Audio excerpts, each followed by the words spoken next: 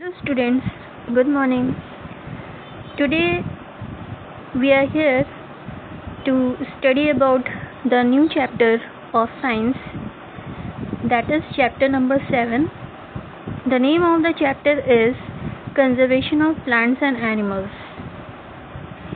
So in this chapter we are going to know about the certain topics. The topics that we are going to study in this chapter are: first is biodiversity, second is deforestation, third is conservation of forest and wildlife, third is biosphere reserves, next is flora and fauna, then endemic species, national park and wildlife sanctuary, endangered species, red data book, recycling of paper and reforestation. So in this chapter you will learn about all these topics one by one. So before starting this chapter, first of all we will know that what is the meaning of conservation. So first of all we are going to know about that what is conservation. The word conservation means the process of keeping and protecting from damage. So this is the process of keeping and protecting the things from the damage. So the conservation of plants and animals means that plants and animals which occur in forest should be kept in a way that they remain protected in the natural environment in which they are found. So this is known as conservation. Conservation means to preserve. So the topics that we are going to cover in this chapter, in which the first topic is biosphere. So first of all we know that what is biosphere. The term biosphere was first coined by Walter and Rosen in 1985. This biosphere word consists of two words: bio, which means life, and sphere means our earth. So how we will define that what is biosphere? So we can define the biosphere like this. This is the part of the earth that supports the life. Means the part of the earth that supports the life is known as biosphere. And it is here that all the living organisms, so it is only the place, it is only the part of the earth that supports the life, and where all the living organisms exist, they live, is known as biosphere. So this is about the biosphere. The next topic is biodiversity. Now we are going to know about that biodiversity or biological diversity. Bio means life and diversity means different forms. So we can define it like this: the variety of organism, we have seen the different variety of organism in our surroundings. So the variety of organism that exist on the earth, the different varieties of organism exist on the earth, and their interrelationships, they are interrelated with each other, and their relationship with their environment also, and they are related with their environment also. So this is known as biodiversity. So we can define it like this: the variety of organisms that exist on the earth and their interrelationship and their relationship with their environment, means they are interrelated with each other as well as they are related to the environment also. So this is known as biodiversity. So this is about the biodiversity. The next topic is about the ecosystem. So first of all we know that what is ecosystem. Ecosystem means the interaction between the biotic and the abiotic factors is mainly called ecosystem. So the living organism that exist on the earth, they are interacted with the non-living thing, means abiotic things or the abiotic factors that is found in our earth. So the interaction between biotic means living and abiotic means non-living factors is known as ecosystem.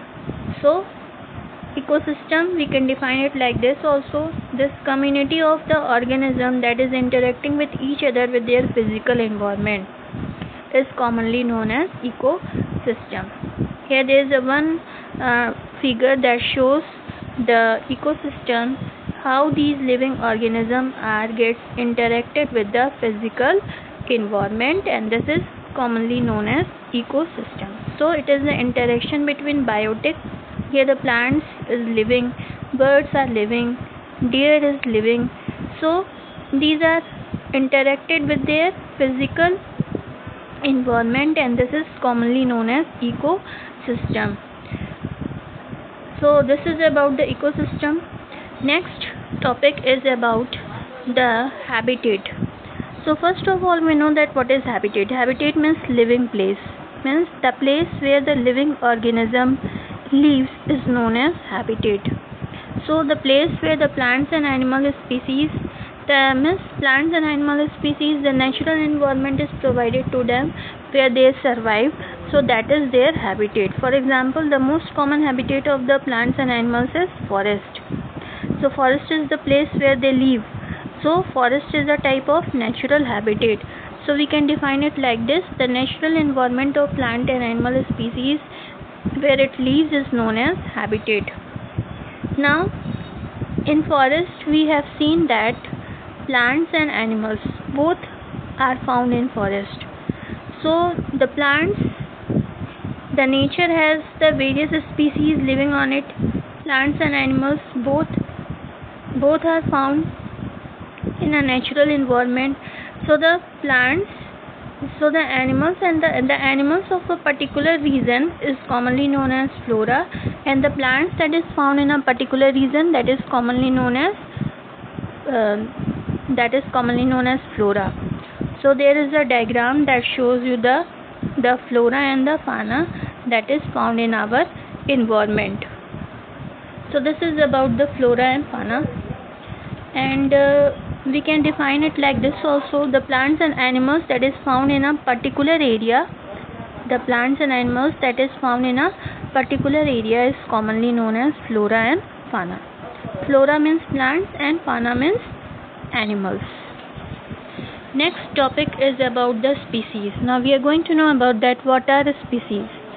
So first of all, we know that what is species. Species is mainly a group of population whose members have the common characteristics. Means the members of that population have the common characteristics, and they are capable of interbreeding among themselves to produce the offspring. So they are known as species. Means they have the common characteristics and they are capable of interbreeding among themselves to produce offspring, and they are commonly known as species. So this is about the species. So we can define the species like this. This is the species. Species is a group of the animals, plants and other living things that share the common characteristics, and they are classified as alike in some manner. For example, human beings. An example of a species is all human beings. All human beings have the same characteristics and they interbreed among themselves to produce the offspring. So this is one of the most common example of the species. So this is about like that of the species of the plants are found, the species of animals are found. So we can define the species like this way.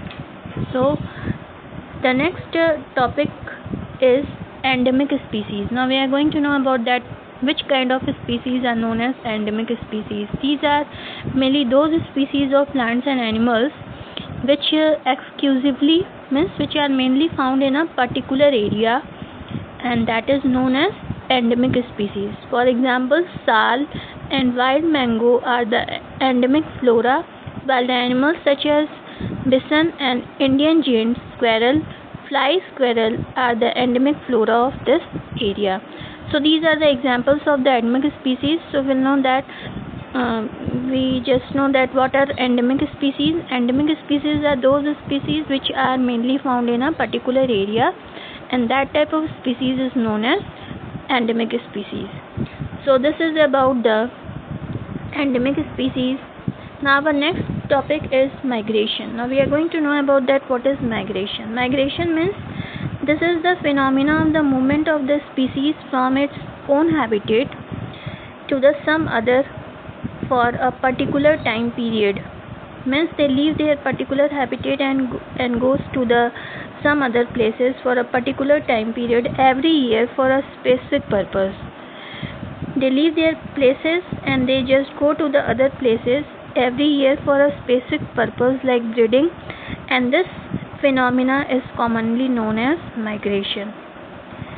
So migratory birds, we have seen migratory birds that fly to far away every year during the particular time because of the climatic change in that area. So why the migration takes place? The migration mainly takes place due to the climatic changes in that particular area, and for the specific purpose they have to go to the other places, and this is known as migration. So next thing that we are going to know in this chapter is about the biggest threats means biggest risk to the biodiversity. So there is a risk on biodiversity, and there are certain factors that causes the threats to the biodiversity. Some factors are given below here. The first one is climatic change, second one is habitat loss and deforestation, third one is pollution, fourth one is invasive species, fifth one is overexploitation, and sixth one is other potential threats. So we are going to know about that what are these factors which are responsible for the threats of biodiversity. Now we are going to know just about all these things one by one. So first of all we will know that why these threats of the biodiversity, what are the reason that is mainly responsible for the threats of the biodiversity. Now here the first one is the habitat destruction. It is important to protect the habitat in order to protect the biodiversity within it. The biodiversity is found in a particular habitat, so it is very important that we just protect the habitat in order to protect the biodiversity. Use pressure from the world's rapidly increasing population that causes the destruction of the habitat. So it is very important to protect their habitat.